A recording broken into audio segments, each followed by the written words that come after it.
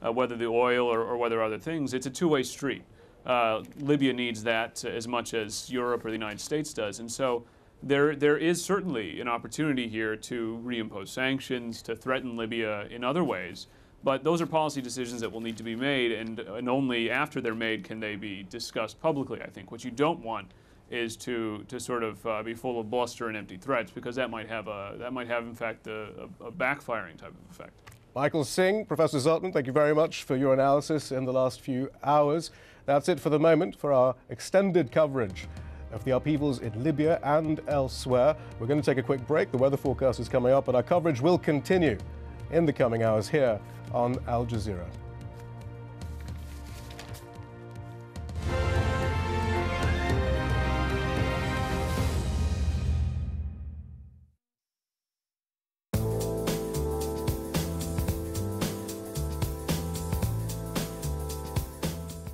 Hello, we've got warm sunshine across much of the Arabian Peninsula. No great surprise there then. But look, temperatures getting up to 28 Celsius. A few days ago, we were struggling to get into the low 20s. So pleasantly warm weather to come through Monday. A touch cooler as we go on into Tuesday. Highs here in Doha around 25 degrees, which still isn't too bad, really. We've got some rain, which is making its way away from Kuwait. It's running across Iran.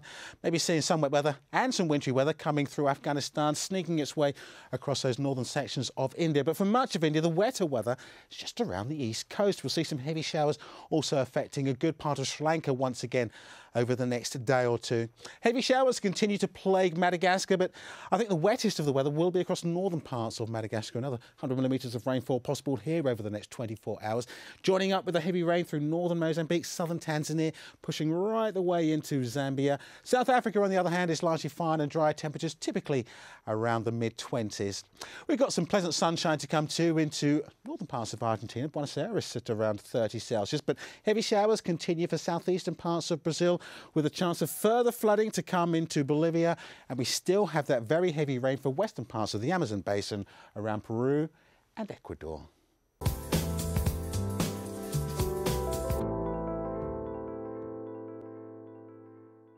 He's taken stolen goods and he's now dumping them onto the world without any sort of consideration for consequences. From people making the news. If the North will be saved a lot of trouble, I think it is important that they should come together. To those it affects. We do accept that there was very bad mistakes made in our banking area. Behind the headlines. Most South Koreans are not interested in unification. Is the inside story. At this time on Al Jazeera. All the news, all the time. AlJazeera.net/English. Without context, words can lose their meaning. Al Jazeera's coverage of the Israeli-Palestinian divide makes a complicated story easier to understand. Al Jazeera, every angle, every side.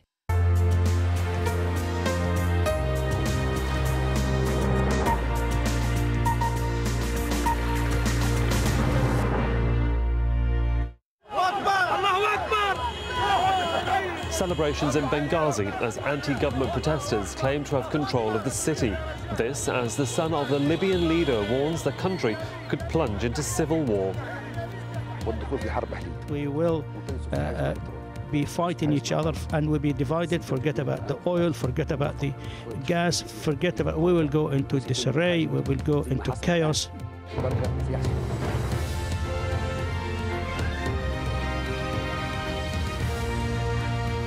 Hello, I'm Sahil Rahman and this is Al Jazeera live from Doha. In the next 30 minutes we'll be bringing you all the latest developments from Libya, plus all the developments from Bahrain, where demonstrators say they're in it for the long haul. And protests too in the US state of Wisconsin, where workers are worried about changes to their rights.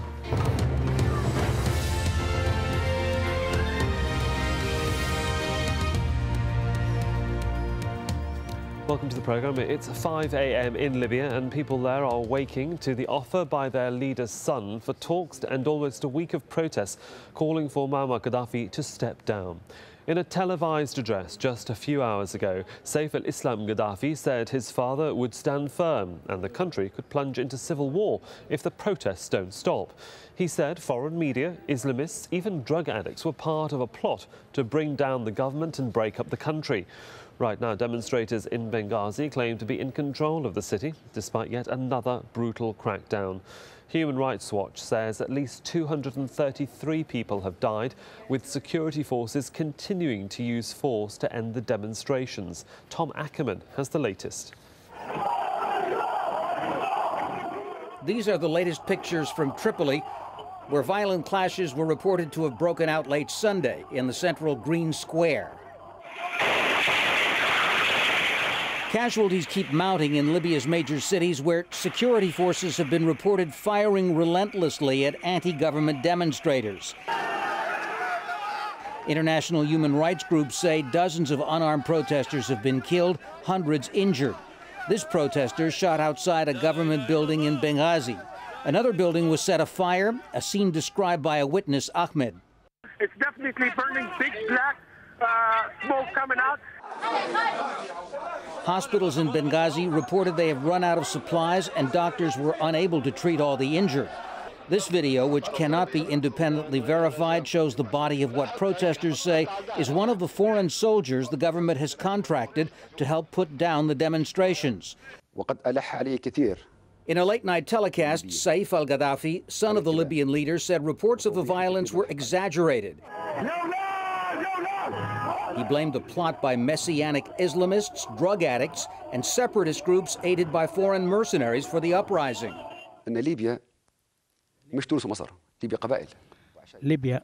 is not like Egypt. It consists of tribes and clans. Is not societies with parties and so on. Is parties and clans. Everyone knows their area. Everyone knows their duties and obligations. Then this could cause civil war, or may get to the civil war, back to the civil war of 1937. Gaddafi promised to convene a national assembly within 48 hours to start working on a new constitution. Earlier, Libyan state television broadcast pictures of Muammar Gaddafi walking among cheering women and children on Saturday night. Gaddafi's son said his father will fight the protesters, quote, until the last man standing. And Saif Gaddafi claimed the army still stood behind his father, who has ruled Libya for more than 40 years. Tom Ackerman, Al Jazeera. Earlier, my colleague Shihab Ratansi spoke to a doctor at the Benghazi Central Hospital. She also asked not to be identified. Gaddafi lost control in Benghazi. We are celebrating here in Benghazi. Everybody's feeling so happy. And yes, we have a lot of casualties, we have a lot of victims, but we're so proud of them. I'm one of them. I'm so proud of them. You're one of them as well. What happened to you? Well, we've been trapped I'm a doctor, and we've been trapped in our home up to now for 3 days with our kids and just supporting our guys and our men just to go and fight. And today, all the people, youth, scouts, doctors, even me, I was in the United States and I just came. I was just trying